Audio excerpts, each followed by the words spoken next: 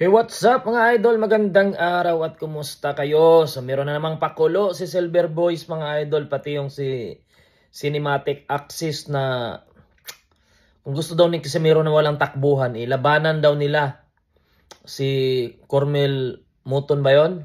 O yun. So ito na naman yung mga pakulo nila, tapos gusto nila, nagko-call out sila kay Kamida. O tingnan mo. Gusto na naman nila kumita ng pera yung bata ni Mayweather. Kung gusto talaga nilang kalabanin si Casimero, bakit si Casimero, bakit promoter ni Casimero yung gustong i-call out nyo? Kayo na, bigyan nyo ng offer si Cuadro Alas. Magpadala kayo ng kontrata kung talagang seryoso kayo. Hindi yung mga palipad hangin kayo na gusto nyo na namang hamon-hamon naman kayo. Ginawa nyo na kay Jonas Sultan dati. Ay, sino ba yun?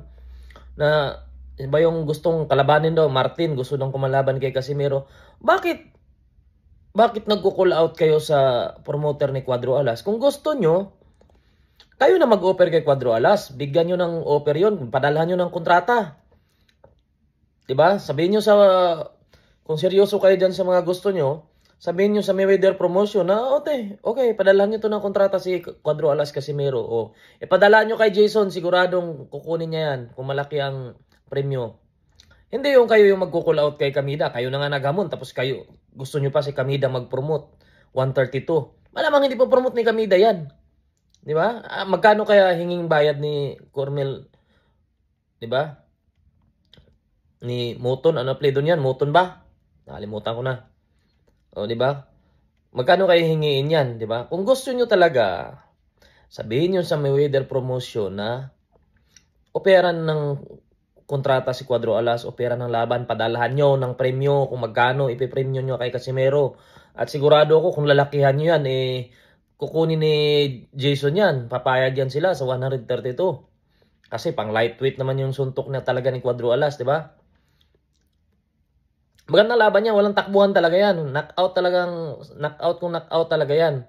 Kaya kung seryoso kayo, Silver Boy, Cinematic Axis, sabihan nyo yung Mayweather promotion na operan si Casimero. Hindi yung puro lang kayo ganyan, social media na palipad hangin. Hindi nga siguro alam ng kampo ni yung boksingero kung anong pinagsasabi ni Cinematic Axis. Photographer lang naman siya dun. Hindi naman siya kasali dun sa team Team Cormel talaga. Diba? So, kung seryoso kayo, wag nyo na i-call out si Kamida. Kayo na mismo mag-offer kay Kamida, ipadala nyo sa promoter na ito, opera namin ng laban to si Casimero. Kung gusto nyo talaga, hindi yung puro lang kayo palipad hangin dyan Puro lang kayo pang-asar. Di ba? Ilang beses na ginawa yan Gusto nyo makalaban si Cuadro Alas, tapos gusto nyo si kampo ni Cuadro Alas yung mag-promote. Ano kayo, hello? Kaya nga, kung gusto nyo talaga makalaban si Casimero, dahil yan ang sinasabi nyo, sabihin nyo sa Mayweather promotion, opera nila si Cuadro Alas. Tapos.